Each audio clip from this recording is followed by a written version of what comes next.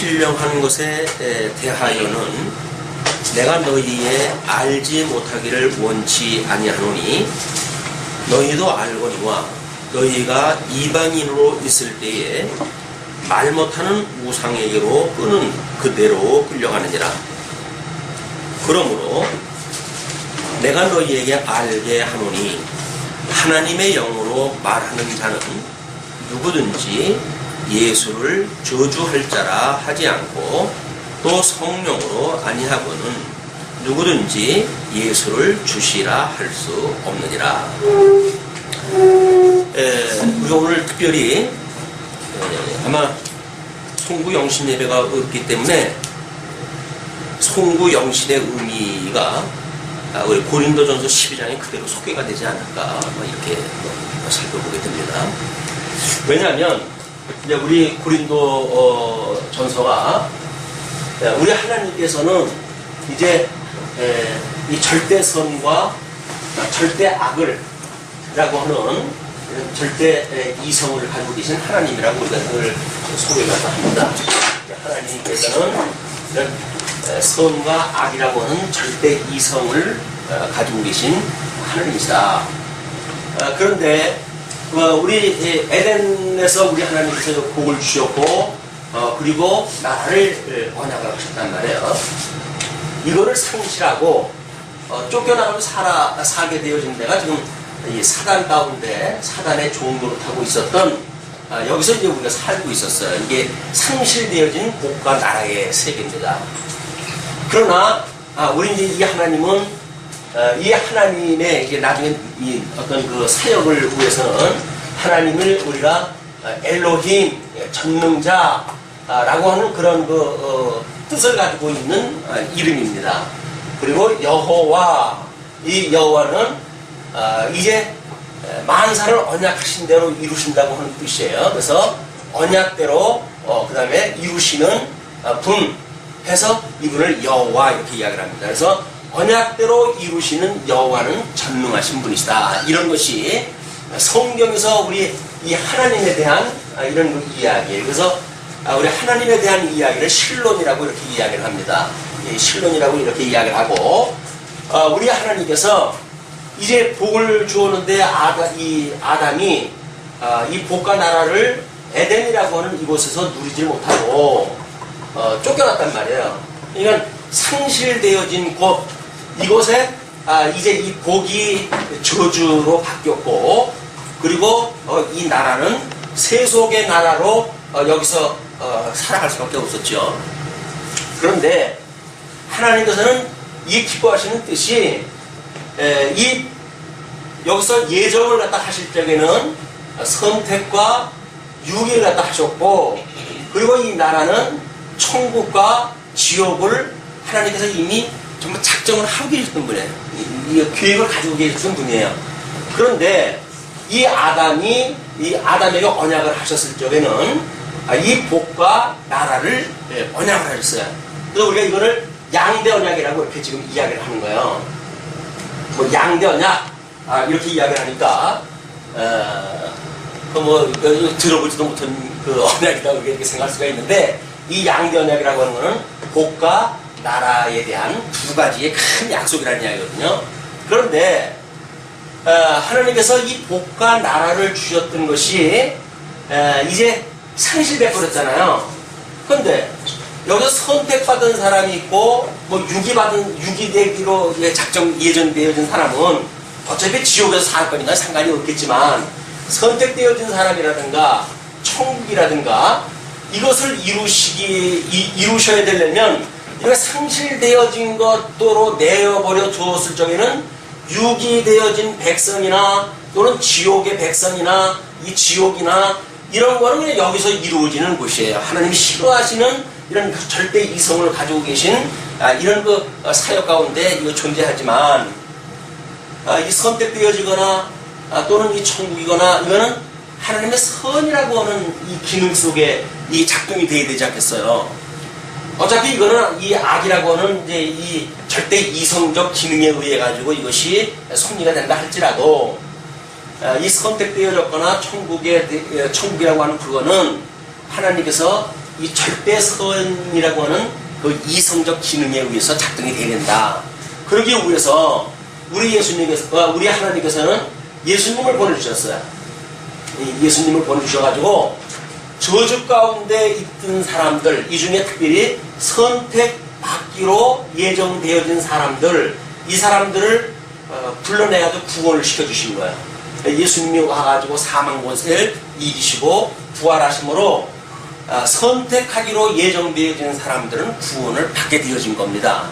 이제 우리 예수님께서 이제 승천하다 하신 뒤에 십자가에 못 박아 죽으시고 그 다음에 승천까지 하셨어요. 모든 사역을 다 마치고 승천까지 하셨어요. 그리고 우리 주님께서 성령을 보내주셔가지고 여기서 이 예수 그리스도, 예수 또는 그리스도. 근데 우리 예수에 대해서는 그렇게 이야기를 했죠. 혈통적으로는 다윗의 자손으로 오셨고 이렇게 이야기를 했어요. 신령한 이 성결의 영으로는 죽었다가 부활하심으로 성결의 영이심을 증거했다 이렇게 이야기를 했죠. 로마서를 배울 때. 그러니까 이 예수는 다윗의 자손으로 오셨다고 하는 그 이야기예요.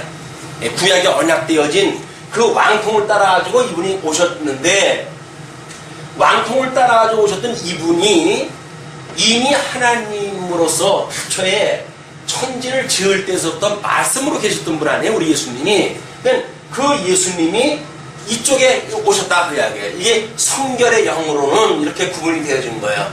그래서 우리가 신앙 고백을 할 적에 주는 이거 우리가 이렇게 다 우리 베드로가 고백을 할 적에도 주는 살아계신 하나님의 아들이요.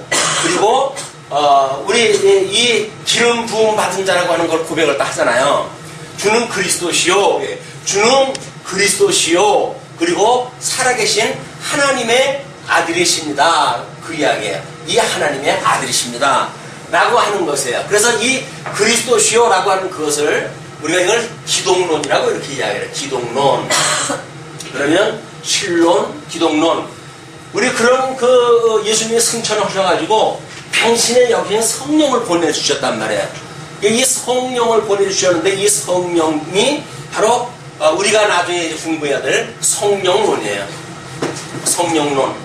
그래서 우리 오셨던 이 성령님께서는 요한복음에서 약속되어진 대로 예수님께서 내가 너희들과 함께 있는 것보다는 내가 가는 것이 너희들에게 유익하다.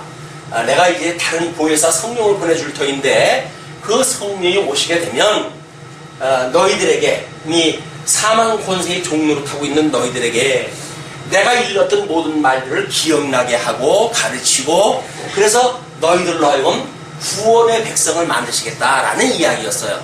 그러니까 그분이 오셔가지고 지금 우리가 여기에서 지금 주님의 몸된 교회를 세우게 되어진 거예요. 아직도 우리의 몸은 사단의 종로를 타고 있는 가운데 영역 속에 포함되어 있습니다. 그러나 우리들의 영은 하나님이 기뻐하시는 선한 뜻을 따라서 그 뜻을 분별하면서 살아가는 영적 예배를 드리면서 살아가는 이런 중생되어진 사람들이에요. 그렇죠? 이 성도를 이 성령으로 말미암아 이제 교회가 세워졌는데 이거를 우리가 교회론이라고 이렇게 이야기해요. 그리고 이 교회에 이론이 되어져 있는 성도, 이 성도들이 어떻게 이제 이 구원받아 있는 사람들끼리 모여져 있는 주님의 몸된 교회에서 생활을 갖다 하는가, 이것이 성도의 구원론 또는 뭐 성화론 뭐 이런 거 여러 가지로 표현이 될 수가 있겠죠. 오늘 고린도전서 12장이라고 하는 한 개의 장이지만 이런 대전제, 이런 큰 틀을 염두에다 두고 살펴나가기 시작을 해야 이 본문을 이해하기가 쉽습니다. 왜냐면 과정의 지금 이야기를 하고 있거든요. 이 과정의 이야기를 하고 있기 때문에 과정의 이야기는 수백 번을 들어봐도 뭐 또 다른 과정에 가면 또 다른 이야기 같아요. 그래서 긴가민가 하다가 인생 끝나고 말아요. 그러나 성경 66권을 통해 가지고 전체 구도가 말하는 이 큰 틀을 이해하다 하고 그리고 부분 속에 들어가게 되면 그 부분에서 말하는 이야기가 이거는 지금 뭐 청주시라고 한다면 용암 이동에 우리 뭐 문홍정 운홍정이 뭐야? 운홍정 네. 이가. 거기에 그 밑에 있는 우리 말씀운동 서원교회라고 하는 지금 이 지역이 우리가 이해가 되잖아요. 저는 이 길치가 돼가지고 이 지리를 잘 파악을 못해요. 근데 신통한 거는 성경의 이 길을 하나님께서 주셔가지고 성경만큼은 그 길을 갖다 잘 따라가는데 길거리 가가지고 운전대만 잡으면 영 그 길이 딴 길이에요. 날마다 새로운 길이 돼가지고 엉뚱한 길로 가게 되어지는데, 왜냐면 부분 속에 빠져가 전체가 머리에 없기 때문에 그래요. 이 운전을 잘 하시는 분들 보게 되면 이미 그 지도가 머릿속에 들어와 있어요. 아마 우리 임채주 집사님이 그런 그 스타일이 아닌지 몰라요. 뭐 신호등 어디에 가게 되면 저 몇 초짜리 그 신호등까지 파악이 되어져 있어가지고, 그걸 뭐 오늘도 사고로 해가지고 차가 막혀가지고 다른 길로 우회했다 해가지고 기술거들이 왔다고 이렇게 이해했다 하는데, 이거 우리 같은 사람은, 이 은사 없는 사람은 그런 전혀 그 사고 해결될 때까지 뒤에 서 있어야 돼요. 이게 이 은사로 주신 차이란 말이에요. 이런 은사에 대한 이 의미를 이런 큰 틀 속에서 이해를 해야 성도들이 가지고 있는 은사의 문제, 이제 오늘 이야기하는 그 은사의 이야기들이 쭉 나오는데 이 내용을 몇 분이 파악이 되어진다. 그래서 우리 하나님께서 성령을 보내셔가지고 우리들로 하여금 하나님에 대하여, 그리고 예수 그리스도에 대하여, 그 성령께서는 성령 자신에 대하여 우리들로 하여금 깨달아 알고 믿어지게 하시는 거예요. 우리들로 하여금 이제 성경을 통해 가지고 성경을 읽고 뭐 우리가 강론을 듣고 하게 되면 이걸 깨달아 알고 믿어 경외하게 하신다, 그 이야기에. 이게 소위 우리 그 메타 성경 신학에서 이야기하는 인식론입니다. 우리들이 말하는 인식론은 성령께서 깨닫는 것도 성령께서 깨닫게 하시고, 알게 하는 것도 성령께서 알게 하시고, 믿어지게 하는 것도 성령께서 믿어지게 하시고, 경외하는 것도 성령께서 경외하게 하신단 말이에요.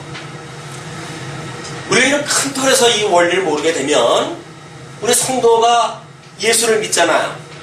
그럼 예수를 믿는다고 하는 그것이 예수를 따라가는 것이 예수를 믿는 걸까요? 어떻게 보이십니까? 예수를 믿는다는 이야기가 뭘까요? 아주 큰 오해가 있기가 쉬운데, 우리가 이 하나님 안에 있고 예수 그리스도 안에 있고 성령 안에 있어요, 구원받은 사람들은. 그러면 만약에 우리가 성도가 예수 그리스도가 천상에 계신, 그래서 우리의 타자이신 예수를 우리가 어떻게 관계를 맺는다고 한다면, 우리하고 이거 떨어져 있는 분이니까 그분의 뜻을 우리가 순종을 해야 되겠죠. 우리가 그분을 따라가야 되겠죠. 근데 그것이 아니라 신앙생활이라고 하는 그거는 이 생명이신 예수 그리스도 안에 우리가 들어가게 되어진 거예요. 그러니까 우리가 믿는다는 이야기는 예수님을 따라서 사는 것이 아니라 예수님이 나의 생명이라고 하는 걸 믿는 거예요. 그게 믿어지는 거라고요. 왜? 우리가 이 안에 있으니까, 생명 안에 있으니까. 근데 우리는 삶이라고 하는 걸 살다가 보게 되면 자꾸 무엇인가 어떤 삶을 어떻게 사는 것이 구원받았다고 생각을 하는데, 구원받은 거고 그거는 아무런 상관이 없는 거예요. 예수 그리스도 안에 있게 되면 예수님의 뜻을 우리가 분별하게 되어져서 깨달아 알고 믿어 경외하게 되어지는 거지, 저쪽에 계신 하나님 우편에 앉아 계신 그 예수님을 성경을 통해서 우리가 그분에 대한 걸 안다고 해가지고 그분을 내가 그러면 열심히 따라가야지 라고 하는 그런 것이 믿음이 아니란 말이에요. 우리는 자칫 잘못하게 되면 어떤 이런 삶의 결과, 열매로 맺어져 있는 이것이 열매인 걸로 착각을 하는데, 이거는 천만의 말씀이에요. 이게 자칫 잘못하게 되면 우리 주의자들처럼 어떤 행동 거지를 보고 구원 받았는지 안 받았는지를 판단하게 되어지는 오류에 빠지게 되어진다. 그게 바리새인들이에요. 바리새인들의 삶은 철두철미했어요. 그런데도 생명이신 예수 그리스도를 알아보지 못하잖아요. 왜 그렇습니까? 자기네들이 성경에 나와져 있는 그 명령을 제대로 순종을 하고 살아가는 것이 구원이라고 믿었단 말이에요. 구원이라고 하면 그게 아니다. 기독교라고 하는 거는 우리가 할 수 없기 때문에 아담이 실패를 갖다 했고, 그래서 도저히 할 수 없는 우리들 다 사망 권세 아래 죽어버려가지고 뭐 여기서 깨닫기는커녕 어두움 속에 들어가가지고 뭐 이 깜깜 절벽 속에 있었고, 상실한 마음 속에 있어가지고 깨닫기는커녕 아무것도 깨달을 수 없는 이런 지경에, 알기는커녕 어둠 속에 갇혀져 있는데 뭘 압니까? 믿어진다고 하는 그것이 여기서 밥 3끼 먹으면 산다고 우리가 알고 믿고 살아갔지, 우리 생명이 우리 하나님께로부터 그 생명이 온다고 하는 걸 모르고 살아갔던 우리들이에요. 그것에 대하여 지금 사도 바울이 이렇게 이야기를 하는 겁니다. 신령한 것에 대하여는 내가 너희의 알지 못하기를 원치 아니하노니 너희도 알거니와 너희가 이방인으로 있을 때에 말 못하는 우상에게로 끄는 그대로 끌려갔느니라. 여기서 우리들이 살던 이 사망 권세 아래 살던 우리들은, 사도 바울은 지금 이제 방언 은사 문제라든지 이걸 어떤 그 헬라 쪽의 그 성도들한테 나타나는 현상이기 때문에 지금 그 사람들한테 지목을 했지만, 사망 권세 아래 있던 모든 사람들은 다 마찬가지예요. 다 마찬가지. 이런 거를 지금 이방인에 대한 그 예를 들어서 그렇게 이야기하는 거죠. 우상에게로 끄는 그대로 끌려갔느니라. 그러므로 내가 너희에게 알게 하노니 하나님의 영으로 말하는 자는 누구든지 예수를 저주라 할 자라 하지 않고, 또 성령으로 아니하고는 누구든지 예수를 주시라 할 수 없느니라. 그러면은 이 성령으로 말미암지 않으면, 그에게 이 성령으로 말미암지 아니하면 우리 예수에 대하여, 그죠? 이 예수에 대하여 저주할 자라고 말할 수가 없단 말이에요. 성령께서 깨닫게 해주시는 이 믿음으로 우리가 살게 되면 예수님을 저주할 자라 할 수가 없고, 뿐만 아니라 성령으로 말미암지 않고는 이분을 그리스도라고 이렇게 우리가 이야기할 수가 없다, 그 이야기예요. 그러니까 주는 그리스도시요 살아계신 하나님의 아들이십니다라고 하는 신앙 고백은 요한복음에서 예수님이 베드로한테 그렇게 이야기를 하잖아요. 내가 이렇게 말한 것은 내가 아니라 이 성령께서 이렇게 너에게 고백을 하게 하셨다 라고 이야기를 하잖아요. 이는 성령이 우리들의 이 믿음의 세계에 관한 성령께서 해가시는 일이지, 성도들의 삶이 마치 어떻게 하면 이렇게 되어지는 것처럼 우리가 여기에 어떤 그 주체라고 한다면 예수 그리스도 이 하나님을 객체로 보여요. 떨어져 있는 객체로 본단 말이에요. 이런 것이 신앙관계가 아니라 우리는 어떻게 해요? 예수 그리스도 안에 우리가 함께 있는 거예요. 그래서 우리가 주 안에서, 성경에서 늘 말하는 게 주 안에서, 주를 위하여, 주를 인하여 라고 하는 주가 전부 이 주어로 나오는 이야기는 우리가 예수 그리스도의 생명이 되어졌기 때문에 그래요. 교회의 머리가 주님 아니에요. 이 교회라고 하는 그거는 주님을 띄워놓게 되면 그건 교회가 아니에요. 그냥 인간들 집단이지. 그러니까 이 주님의 뜻이 무엇인가를 분별하는 것이 영적 예배란 말이야. 하나님의 선한 뜻이 무엇인가를. 예수 그리스도를 믿는다고 그러면서도 예수님이 없는 것과 같은 보통 인간들끼리의 이야기가 오고 간다면 이 교회론에 큰 오해가 있는 거예요, 지금.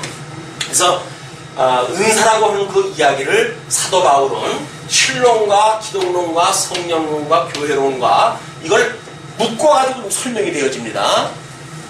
자, 보세요. 이제 4절부터 은사가 이야기되는데요.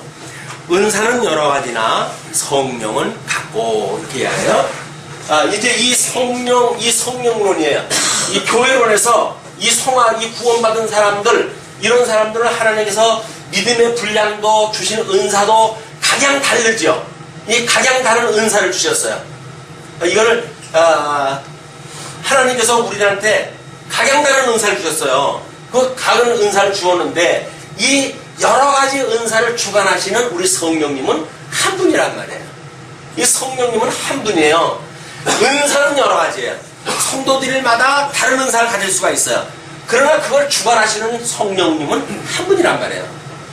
자, 그리고 지기 직임은 여러 가지나 주는 같으며. 자, 각양받은 은사를 가지고 이 교회에서는 직임이라고 하는 그걸 통해 가지고 이제 뭐 교회 행정도 정치도 이것이 가능해지겠죠.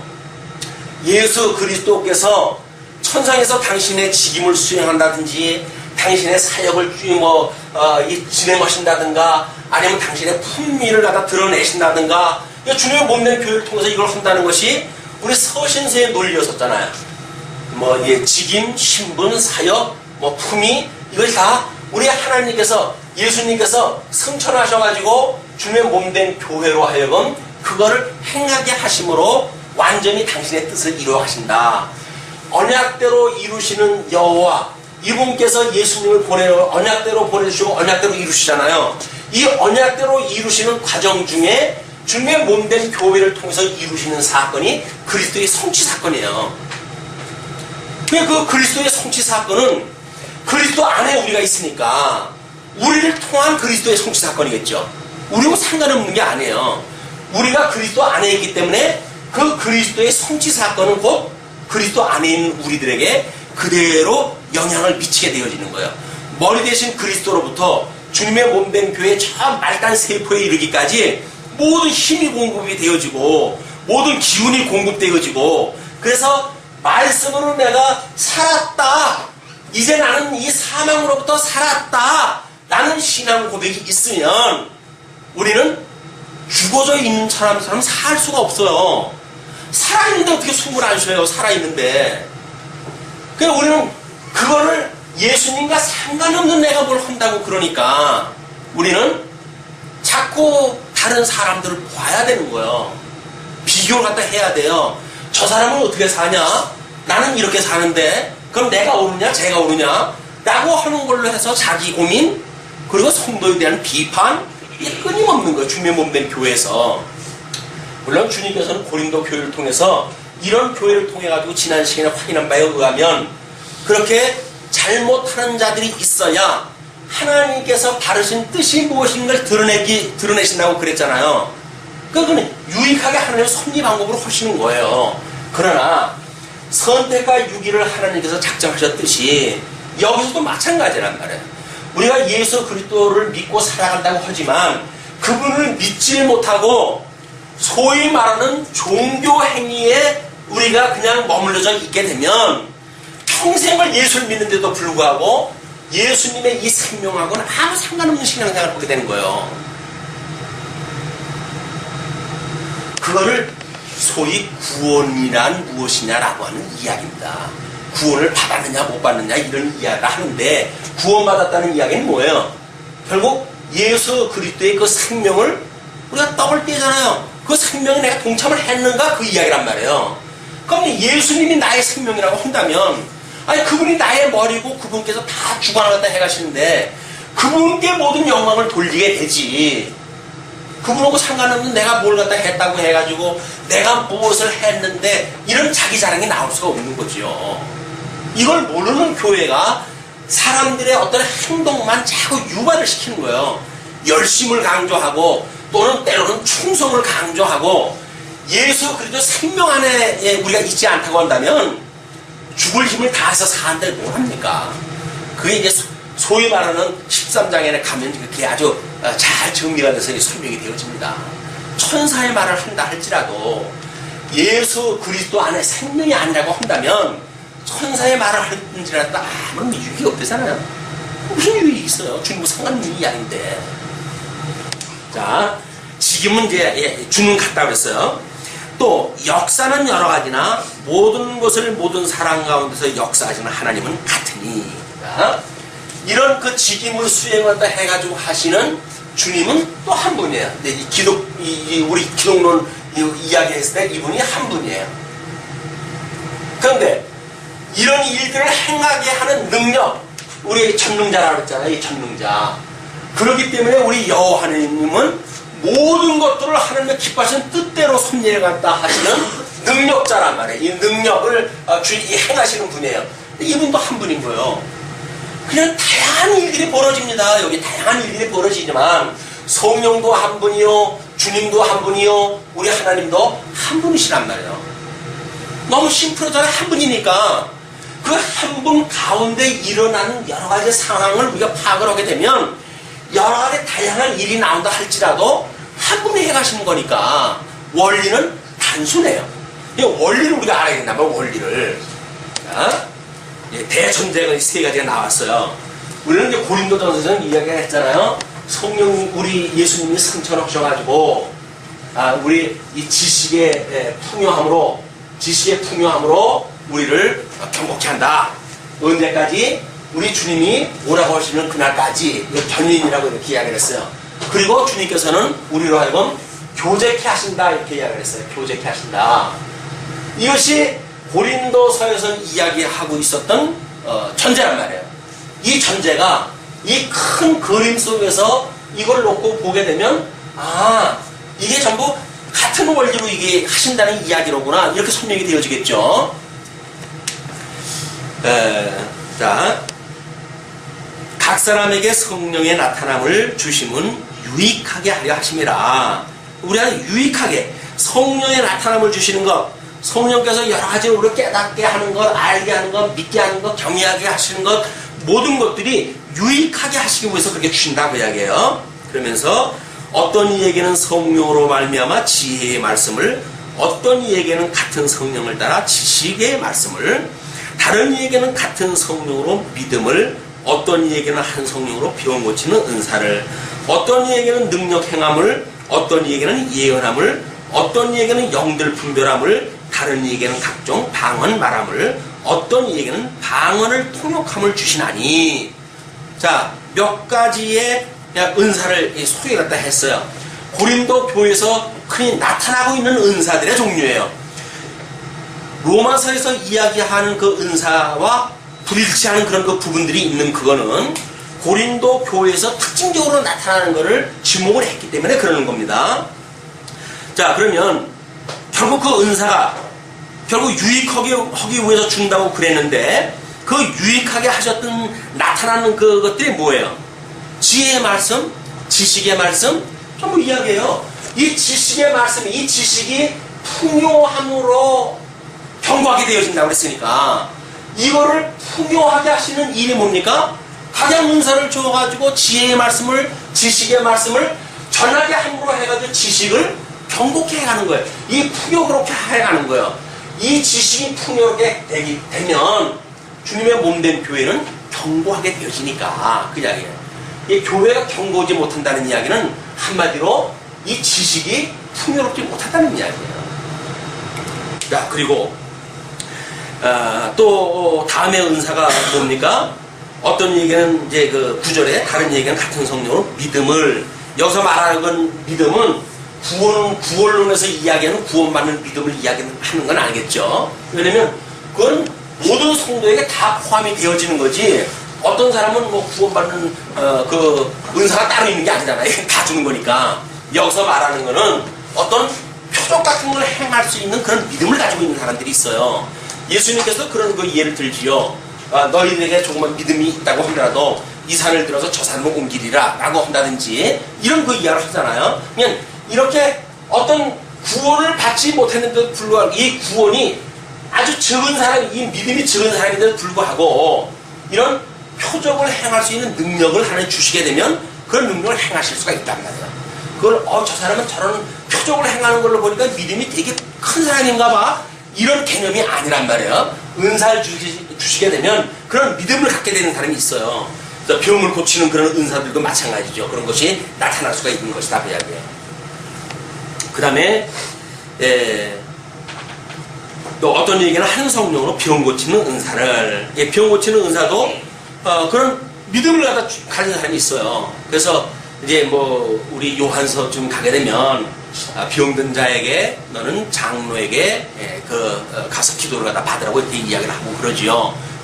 병 고치는 은사라고 하는 그것도 지금 어떤 신비주의적인 상황 속에서 만들어지는 그런 병 고치는 은사가 아닙니다. 이런 그 은사는 예수님이 오셨을 때의 어떤 병 고치는 이 역사를 갖다 보이고 이렇게 했던 건 표적이에요. 표적. 내가 이 하나님께서 보내신 그리스도라고 하는 걸 증거하기 위한 표적이지, 그걸 뭐 신약성경에 예수님이 그렇게 했으니까 우리들도 그럴 수 있다고 하는 그 이야기는 내가 그리스도가 될 수 있다는 이야기와 똑같은 이야기예요. 그러는 거 아니에요. 예수님이 구약에 언약되어진 메시아라고 하는 걸 증거하기 위해서 예수님은 죽었던 자를 살려야 될 거 아니겠어요? 유수되어졌던 자를 회복시켜야 될 거 아니겠어요? 그러니까 그런 능력을 보여주신 거예요. 구약에 언약되어진 내가 그리스도다 라고 하는 걸 증거한 거지. 예수님이 병 고쳤으니까 나도 병 고쳐야 내가 예수님 믿는 사람이다 라고 말하는 것은 잘못되어진 것이다 그 이야기예요. 또 어떤 이에게는 능력 행함을, 어떤 이에게는 예언함을, 어떤 이에게는 영들 분별함을. 이거는 예언 같은 것도 마찬가지예요. 예언도 이때는 신약성경이 완성되기 전 아닙니까? 그러니까 신약성경이 완성된 이후로 새로운 예언이 있다고 한다면, 그러면 성경은 1.1핵이라도 더하거나 감할 수 없는 완전한 무결한 말씀이 안 되는 거예요. 왜? 다른 예언이 들어가야 되니까. 그렇잖아요. 예언이 마치 다 우리들이 어떤 하나님의 이 말씀 이외의 거에 다른 예언을 받을 수 있다고 한다면 그건 매우 위험하기 짝이 없는 것들이에요. 우리 지식에 풍요롭게 되어지는 그런 그 예언은 전혀 그렇지 않습니다. 방언 은사를 이야기할 적에도 이제 그렇게 이야기를 하죠. 깨달은 말 5마디로 하는 그것이 1만 마디의 방언보다 낫다고 그러는 거 아니에요? 이 깨달은 말 5마디가 중요하지. 무슨 여기서 그 알아듣지도 못하는 이야기를 썰래썰래 해가지고 몇 시간씩 흔들게 무슨 소용이 있느냐 그 이야기예요. 그런데 사람들의 어떤 이 감성이 자극받으려면 신비주의자들은 자꾸 감성을 자극하잖아요. 모 프로그램에 그 음악 프로그램에 뭐 3호곡을 부른 그 사람이 그 뒤에 불렀던 재미나게 불렀던 노래를 이겼다고 그렇게 이야기하는데 그렇게 그런 그 프로그램을 봤어요. 사람의 감성에 제일 영향을 줄 수 있는 게 뭘까요? 눈물의 눈물. 눈물이 모든 치료를 갖다 해줄 수 있는 보약이라고 그러잖아요. 이 눈물이. 그만큼 사람들은 감정이 약한 거예요. 하나님의 지식의 풍요로움으로 해가지고 감동이 없고, 예를 들어서 어떤 사람에 의해서 감동을 받아서 저 사람이 말 한마디에 그냥 우리의 온 마음을 다 빼어줄 만큼 영향을 받았다. 그럼 우리 눈물 콧물 쏙 뺐잖아요. 그건 하나님 아는 지식하고는 아무 상관이 없는 거예요. 근데 우리 마음은 뭐가 눈물 흘리고 나면 낫잖아요. 뭔가 이 예배 시간에 우리가 회개의 눈물을 흘리고 뭐 이렇게 하게 되면 뭔가 하나님 앞에 더 가까워진 것 같은 느낌이 들잖아요. 아니란 말이에요. 더 가까워진 게. 눈물이 앞을 가려가지고 오히려 성경도 안 보여요. 자, 10절, 11절. 이 모든 일은 같은 한 성령이 행하사 그 뜻대로 각 사람에게 나눠 주시는구나. 구원을 받은 성도들은 깨닫는데, 아는데, 믿는데, 경외하는데, 이거에 따른 여러 가지 이런 종류들이 있어요. 어떤 사람들은 조금 좀 지적인 어떤 중심의 그런 은사를 받은 사람도 있고, 어떤 사람은 감성적인데 그런 은사를 받은 사람도 있고, 어떤 사람은 이런 이 경외하는 쪽, 어떤 행동 쪽으로 받은 사람도 있겠죠. 이런 것들이 가장 다른 은사를 하나님께 주셨단 말이에요. 이건 한 성령님께서 주셨어요. 그럼 한 성령님께서 가장 다른 은사를 주었으니까 이 가장 다른 은사들도 결국은 성령의 뜻대로 우리가 이게 행하도록 허기해 준 거 아닙니까? 그것이 유익하게 하시기 위해서 주었다. 그 유익은 주의 유익이에요. 주의 영광을 위해서 이걸 주신 거지. 이걸 가지고 무슨 사람들 점쳐주고 돈이나 받고 무슨 이런 기독교 무당들이 이 작동되어지는 이런 기독교는 기독교가 아닌 거예요. 우리 잘못되어져 있는 기독교에 오염이 되어지게 되면 세상에 무당 믿는 거고 다른 거 하나도 없어요. 그 사람들한테 돈 주는 거나 기독교 예수 이름으로 점치는 사람들한테 돈 내는 거나 다를 거 뭐가 있어요. 자기한테 좋은 예언 받으면 우리는 좋다고 생각이 들겠죠. 그거는 하나님을 아는 지식하고는 상관없는 거다. 자, 그러면서 12절로 넘어가게 되면, 자, 이제 은사가 여러 가지인데 성령은 한 분이라고 그랬잖아요. 그걸 설명을 했어요. 다음에는 뭐라 합니까? 몸은 하나인데 많은 지체가 있고 몸의 지체가 많으나 한 몸인가 같이 그리스도도 그러하니라. 성령 안에 있는 성도들의 모습도 각양 은사를 가지고 있지만 성령이 한 분이듯이 그리스도 안에 있는 이런 그 교회에 여러 가지 직임들이 있어요. 그러나 그 직임도 마찬가지로 주는 한 분이다 그 이야기예요. 근데 그 한 분이신데 그분이 우리가 유대인이나 헬라인이나 종이나 자유자나 다 한 성령으로 세례를 받아 한 몸이 되었고, 한 몸이라고 하는 것은 예수 그리스도 생명에 우리가 하나가 참여가 되어졌다는 거죠. 또 한 성령을 마시게 하셨느니라. 우리는 예수 그리스도를 믿는다는 이야기는 생명 되시는 이 예수 그리스도의 호흡을 같이 하는 자들이에요. 예수님의 그 호흡을 우리가 같이 하는 자들이라고요. 우리 아담을 지어놨을 때 하나님께서 그 코에다 생기를 불어넣잖아요. 그 생기를 불어넣을 때 생명이 됐다고 그러지 않습니까? 성령이 죽었던 우리를 살리셔가지고 우리의 이 코에다가 당신의 그 기운을 다 불어넣었을 때 중생인이 되어진 게 우리 중생인이 죽었던 영이 살아났단 말이에요. 이거야. 그러면서 몸은 한 지체뿐 아니요 여럿이니 몸에 붙지 아니하였다 할지라도 이로 인하여 몸에 붙지 아니한 것이 아니요 또 귀가 이르되 나는 눈이 아니니 눈에 이 몸에 붙지 아니하였다 할지라도 이로 인하여 몸에 붙지 아니한 것이 아니니 만일 온몸이 눈이면 듣는 곳은 어디며 온몸이 듣는 곳이면 냄새에 맡는 것은 어디뇨? 그렇겠죠? 뭐 이건 다른 설명이 필요가 없죠. 아니 내 손이 나는 네 몸에 안 있어. 내가 네 몸 보고 나는 차별할 거야. 그런다고 해서 내 몸에 붙어져 있는 이 팔이 아닌가요? 그럴 수 없단 말이에요. 자, 그러면서 그러나 이제 하나님이 원하시는 대로 지체를 각각 몸에 두셨으니, 그러니까 우리 하나님께서 모태 안에서 나를 조직을 하실 때 이건 오른팔로, 이거는 왼팔로, 이거는 내 머리로, 이거는 내 발로 하나님이 다 이 조직을 갖다 만드셨어요. 그 조직을 갖다 해가지고 나를 출생케 했단 말이에요. 그렇게 했던 것처럼 우리 이 예수 그리스도 안에 지체를 각각 그 몸에 두신 거예요. 이 주님의 몸된 교회, 우리 교회론이라고 이야기를 하는데 여기는 각양 직임 받은 사람들에 의해서 교회가 작동되어지는 거예요. 이게 연말연시에 행하게 되어지는 세미나가 여기에 속하게 되어집니다. 재직교육이라는 하는 그것이 여러분들이 어떤 직임을 가지고 있습니까? 그 직임을 받은 것이 한 분이 쓴 그리스도의 몸으로 그 사역을 감당하게 하는 일입니다 라는 이야기란 말이에요. 그런데 이런 직임에 대한 문제, 교회 행정에 대한 문제가 아무런 나하고 상관이 없어. 그렇다고 하면서 예수는 한 분이래. 말이 안 되잖아요. 예수를 한 분으로 믿는다는 이야기는 우리가 맡고 있는 역할을 우리 주님께 주셨다는 거예요. 믿어지십니까? 안 믿어도 할 수가 없지만 이걸 깨달아 알고 믿어졌으면 좋겠어요. 정말 우리가 그리스도의 한 몸이라고 하는 사실이, 한 몸이라고 해야 우리 지체가 아프면은 그 아픈 지체에 대해서 우리가 기도도 되어지는 거고, 같은 어떤 기쁜 일이 있으면 함께 기뻐할 수도 있는 거지. 같은 지체가 아닌데 이해관계에 의해서 경쟁심리나 가지고 세상 살던 그대로 다른 사람 잘 되게 되면, 사촌이 땅을 사게 되면 배가 아파. 이거는 사단은 이 권세 아래서 살고 있던 타락되어진 인간의 본성이란 말이에요. 그러나 예수 그리스도가 우리를 그거로부터 구원을 시켜주셨어요. 그래서 이것을 보기도 싫은 마음이 우리들의 마음이란 말이에요.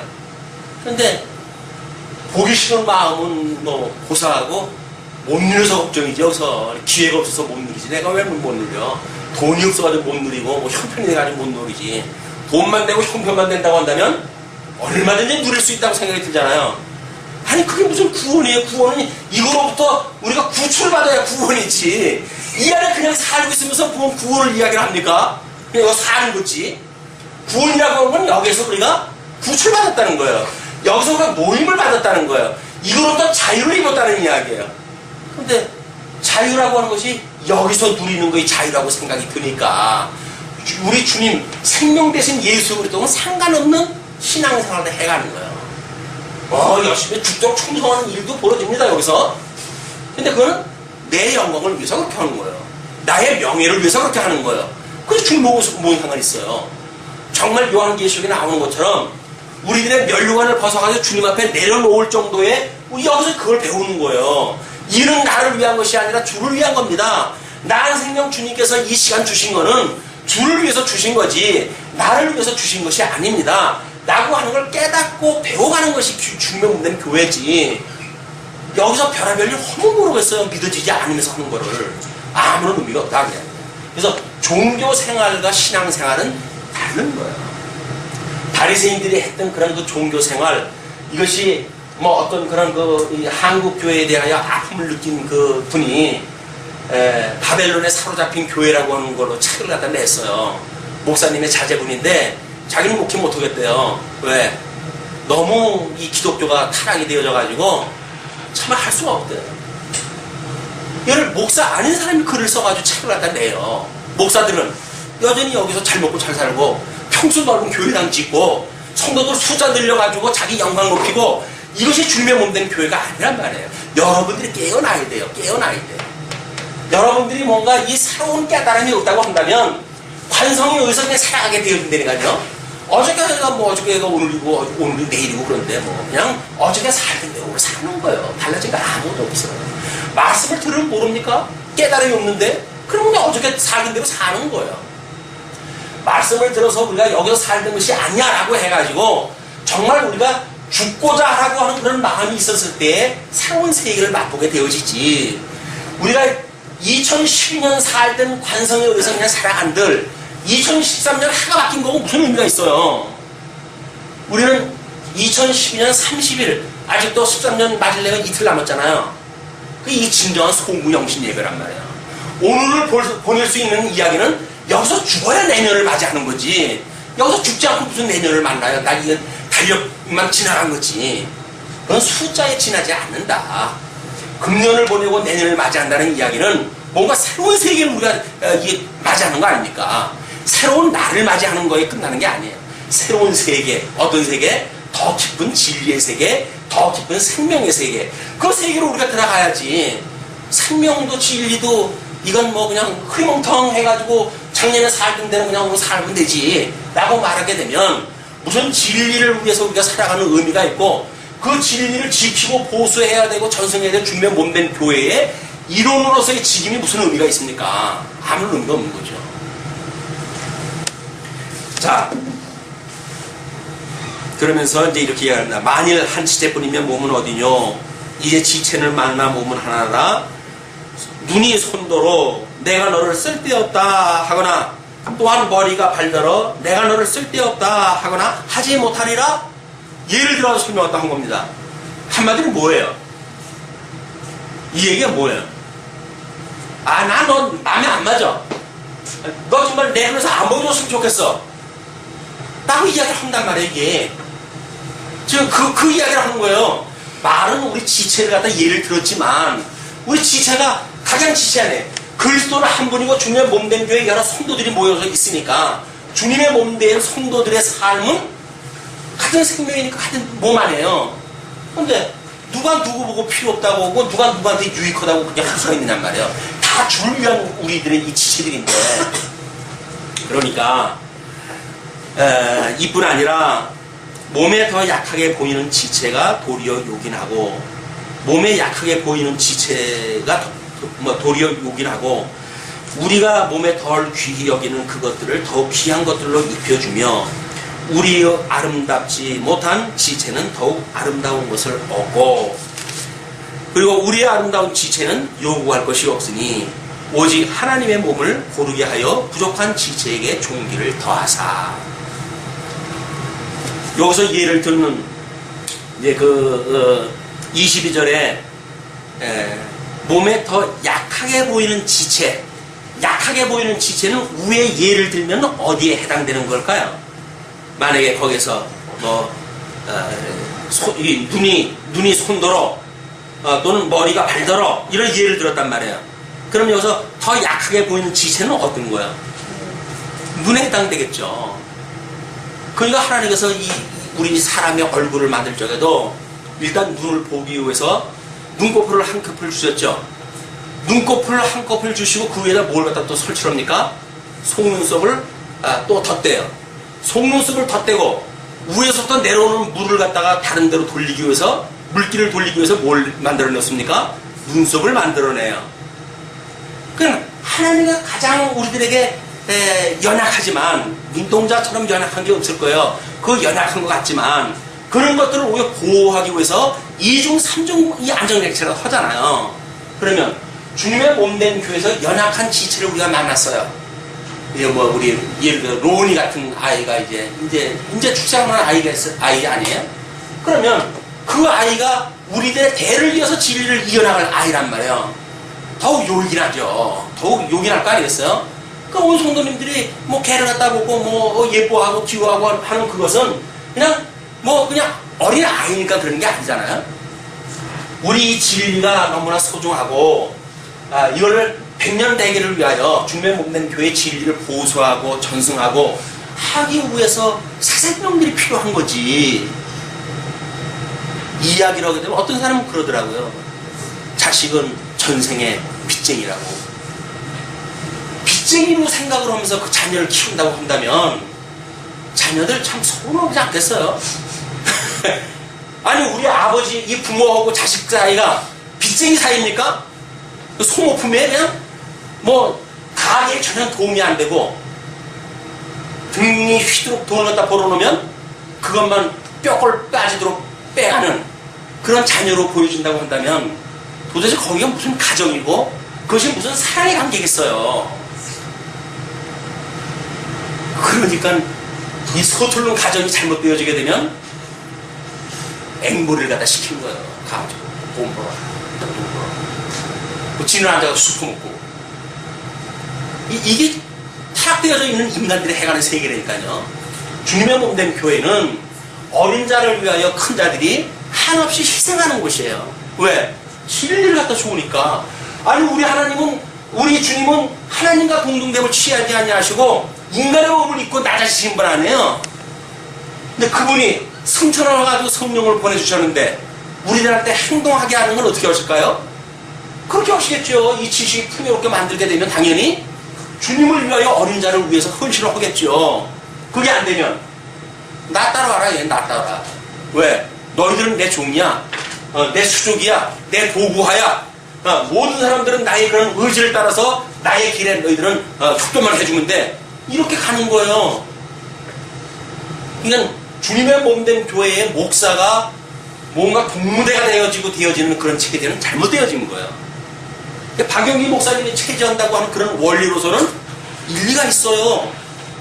주님의 몸된 교회가 목사의 교회가 아니잖아요. 헌법에는 분명히 성도들이 교회의 주인이라고 이야기를 해놨는데 주인은 온데 간 데가 없고 왜 목사가 거기서 주인 노릇을 해야 되냐고요. 여러분들 깨어있으면 안 돼요. 여러분들 다 이 직임의 일부를 다 맡고 계신 분들이란 말이에요. 그럼 같은 직임이고 그러다 섭리하시는 주님도 한 분인데 그렇다고 한다면 다 동등하지 않겠어요? 누구한테는 뭐 더 큰 어떤 그런 뭐 하나님께서 백을 갖다 주셨나요? 그런 게 아니란 말이에요. 다 똑같이 주셨어요. 단지 연약하냐 더 강건하냐 라고 하는 것이 있는데 오히려 주님의 몸된 교회에서는 연약한 자를 위해서 힘 있는 자가 봉사를 하는 곳이다. 그런 그 이야기죠. 또 우리가 몸에 덜 귀히 여기는 그것들을 더욱 귀한 것들로 입혀주며 우리의 아름답지 못한 지체는 더욱 아름다움스럽고 또 이제 그 머리가 발더러 이야기를 했다고 그랬으니까 우리가 뭐 물론 뭐 사막에서 오늘 주소가 교회당 볼 때 하도 좋아가지고 털모자를 쓰고 하는데 볼을 다 머리에 숱이 없어가지고 그래요. 머리숱만 많으면 이거 모자 안 써도 되는데 머리숱이 없어가지고 발음이 휘물이 들어가지고 모자를 쓰고 오는데 그런데 발은 다 이 신발을 신고 다녀요. 복음의 신발이라고 이렇게 얘기한다 하는데 그런데 우리들의 이 머리는 예수님이 당신의 그 영광을 보여줄 때 요한계시록에 7 촛대 사이로 등장하셨던 예수님의 그런 형상을 소개해 주잖아요. 거기서 예수님의 머리가 어떻게 표현되어집니까? 그 시기가 눈과 같고 하얀 눈 그런 모습으로 보여줘요. 그렇기 때문에 이 백발이 하나님께서 인간을 지어갈 때 이 백발을 영광이라고 그러는 거예요. 하나님의 영광이 드러나는 것이다. 그 이야기예요. 젊어서 머리 쉬면 그건 병이고, 늙어가지고 이 머리가 휘어지는 거, 그거는 하나님께서 그걸 영광을 보여준다. 그 이야기예요. 그러니까, 모자라서도 머리가 하얗게 염색이 되어지니까, 염색되어진 거 보게 되면, 아유, 저분 인생 살아온 삶이 파란반장을 삶을 살아왔겠구나. 그동안 하나님의 수많은 보호 가운데 여기까지 오셨겠구나. 이렇게 믿어질 거 아니겠어요? 여러분들이 인생을 살면서 나이 든 사람에 대하여 참 저 나이가 되도록 그래도 이렇게 살아오신 것, 건강하게 살아오신 것을 보게 되면 참 대단하다. 이렇게 믿어지기 때문에 정상적인 거예요. 그런데 아이고 늙어가지고 이렇게 해가지고 자기가 가지고 있는 정보가 대단한 것처럼 이렇게 여기는 사람은 아직도 영광이 뭔지를 모르는 사람이에요. 기능주의에 빠져가지고 일중심에 빠져가지고 뭔가 일만이 하게 되면 돈만이 바로 오게 되면 그것이 제일이라고 보여준단 말이에요. 그게 아닌 거예요. 주님의 은혜가 얼마나 그에게 임해가지고 주님의 은혜가 아니면 살 수가 없다고 하는 걸 신앙 고백으로 살아왔던 믿음의 선배들의 의미가 거기 있다. 그런즉 우리의 아름다운 지체는 요구할 것이 없으되, 요구할 거 없어요. 아주 흰머리 하나만 가지고도 하나님의 영광이 그대로 드러나니까 하나님의 몸을 고르게 하여 부족한 지체에게 존귀를 더하사 몸 가운데서 분쟁이었고 오직 여러 지체가 서로 같이하여 돌아보게 하셨으니, 이건 생체학적으로도 많이 발견되어진 거죠. 예를 들어서 시각장애가 있는 분들은 유난히 청각이 발달한다든가 다른 그런 그 감각 기능이 발달을 해가지고 그런 것들을 보완할 수 있을 만큼의 그런 그 하나님께서 은사를 또 주시죠. 분쟁이 없다 그런 그 이야기예요. 만일 한 지체가 고통을 받으면 모든 지체도 함께 고통을 받고, 그렇습니까? 한 지체가 영광을 얻으면 모든 지체도 함께 즐거워하나니. 제가 뜸을 뜨면서 다른 데를 갖다 두들겨요. 왜 그러냐 그랬더니 이 통증을 분산시키는 거예요. 요것만 아프다 느껴지게 되면 뇌가 아이고 아파 하고 아프다고 그러는데 다른 데를 갖다 두들기니까 이게 아픈 거지 이게 막 아픈 거지 이게 헷갈리는 거예요. 그래가지고 통증을 제대로 못 느낀대요. 그래서 여기다 뜸을 뜨면서 그래요. 주사를 놓을 적에도 뭐 두들기다가 찔리잖아요. 이게 통점에 대한 걸 딱 혼동시키는 거예요. 그런 것처럼 우리가 어떤 약한 그 지체들 이런 거 봤을 때 분쟁이 없고 또는 서로 같이 하고 돌아보게 하고 이런 것들이 주님의 몸된 교회에 내 몸같이 사랑하라 라고는 의미란 말이에요. 위로는 하나님을 사랑하고 이웃을 내 몸같이 사랑하라. 우리 한 몸이니까 그렇게 사랑하라 그 얘기죠. 그러면서 너희는 그리스도의 몸이요 지체의 각 부분이라. 하나님이 교회 중에 몇을 세우셨으니 첫째는 사도요, 둘째는 선지자요, 셋째는 교사요, 그 다음은 능력이요, 그 다음은 병 고치는 은사와 서로 돕는 것과 다스리는 것과 각종 방언을 하는 것이라. 다 사도겠느냐, 다 선지자겠느냐, 다 교사겠느냐, 다 능력을 행하는 자겠느냐, 다 병 고치는 은사를 가진 자겠느냐, 다 방언을 말하는 자겠느냐, 다 통역하는 자겠느냐. 너희는 더욱 큰 은사를 사모하라. 내가 또한 제일 좋은 길을 너희에게 보이리라. 하나님께서 이 지식이 풍요롭게 하셔서 주님의 몸된 교회를 경고케 하신다고 이렇게 하셨기 때문에 주님께서 주시는 그 은사, 직임을 갖다 보게 되면 대부분 뭡니까? 복음을 전하는 자예요. 전하는 자. 진리를 전승시키기 위한 수단으로 해가지고 그 내용들을 전부 이렇게 보셔요. 뭡니까? 이 지식을 풍요롭게 하기 위한 그런 그 수단을 주신단 말이에요. 그러니까 주님의 몸된 교회는 복음 전하는 것밖에 방법이 없어요. 세상에서 서로 코드가 맞아가지고 잘 먹고 잘 사고 그런 게 아니니까요. 주님의 몸된 교회는 먹고 마시는 데가 아니에요. 주님의 몸된 교회에 먹고 마시는다는 이야기는 하나님의 말씀을 먹고 마시는 곳이지, 말씀이 없는 주님의 몸된 교회가 무슨 교회입니까? 생명이 없는 교회가 무슨 교회예요? 진리가 없는 교회는 교회가 아닙니다. 우리가 뭐 석자 많지 않은 성도들이 모여져 있다 할지라도 이 진리가 정말 내 사랑하는 내 자손들에게 물려줄 만한 가치가 있다고 믿어지게 되면 이걸 공부해야죠. 우리 자녀들한테 이걸 가르쳐줘야 될 거 아니겠어요? 흘러다니는 이 반복음적인 거 지식을 가지고 그래가지고 우리 자녀들한테 잘못되어져 있는 종교 생활을 하다가 인생 마치게 할 수는 없잖아요.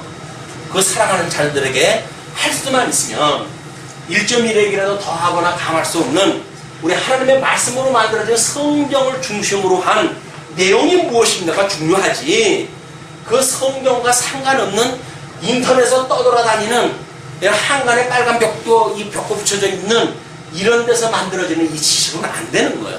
성경에 기록되어져 있는 지식을 가지고 우리 하나님을 아는, 하나님의 신지식에 대한 걸 전부 거기 기록되어졌어요. 신론에 대한 거, 기독론에 대한 거, 성론에 대한 거, 교회론에 대한 거, 구원론에 대한 거, 이게 전부 성경에 기록되어져 있는 겁니다. 성경을 보시게 되면 우리가 소위 말하는 교회신학에서 이야기하는 것처럼 신론, 기독론, 구원론 이런 것들을 다 성경 통해서 깨달을 수 있는 것들이에요. 이런 진리의 말씀을 가지고 좀 더 우리 이 연약한 지체들, 사랑하는 지체들, 이런 자들을 위해서 우리는 그냥 봉사를 하는 거예요. 사랑의 짐을 지는 거예요. 사랑의 짐을 지다가 너무 힘들건 옆에 사람한테 나 이 짐 좀 덜어줘. 옆에 사람이 아유 내가 못 봤네, 너무 힘들었겠네 해가지고 옆에 사람이 나누어 지고 그냥 덕으로 가는 거예요. 이거를 네 편, 내 편, 남녀, 노소 이런 걸로 나눠가지고 도대체 뭐가 이게 생명의 교회가 되어집니까? 하나의 원리로 작용이 되어집니다. 이 생명 대신 예수 그리스도와 우리가 그분께로 말미암아 생명을 누리고 살아가는데 그 생명은 영원한 생명 아니에요. 그래서 우리 영생을 얻었다고 그러잖아요. 영원한 생명이기 때문에 영생을 얻었다는 거 아닙니까? 그러면 육신의 장막을 벗어버려도 누리고 있을 건 뭐예요? 그거요. 배우고 깨달은 그것만 거기서 누리고 배울 거예요. 이제 천국에서 그것만 누리고 살 거예요. 근데 여기서 지지고 볶고 살다가 세상 끝나게 되면 맨날 지지고 볶고 살아야죠. 근데 천국에서 지지고 볶고 할 수는 없잖아요. 그럼 어디서 지지고 볶고 해야 돼요? 유감스럽게도 여기서 지지고 볶고 해야 돼요. 예? 성경을 하나님에 대해 우리가 안다고 하면서 예수님으로 말미암아서 내가 구원을 받았다고 하면서 지지고 볶고 여기서 살다가 보게 되면 육신 장막 벗어버리면 그냥 여기에요. 세상으로부터 우리가 달라진다. 이 세속을 갖다 경계할 이유가 거기 있는 거예요. 배부른 시대이기 때문에 더욱 경계가 조심스러운 것이, 너무 배부르러가지고 천국도 필요 없다, 하나님도 필요 없다 할 만큼의 이 유해한 세상을 만났어요. 그러니까 하나님이 우습게 보이죠. 정말 여기서 우리가 밥을 굶고 전쟁 때문에 생명이 옆에서 막 죽어가고 이렇게 해야 우리 생명의 주인이신 그리스도를 만나고 싶을 텐데, 이간 과학이 발달하고 문물이 발달하고 이제 하나님이 없어도 이 살만한 세상에 살아가니까 이런 때일수록 진리에 붙들려 사는 사람들이 얼마나 복 있는 사람들인지 다시 한번 확인하시고, 우리는 이제 2012년 이렇게 우리들이 뭔가 부족한 부분이 있다고 한다면 또 우리 하나님 앞에 그걸 정리하고, 그리고 새로운 2013년을 맞이하는 이런 의미로서의 오늘 고린도전서 12장 강의가 됐으면 좋겠습니다. 기도하시죠.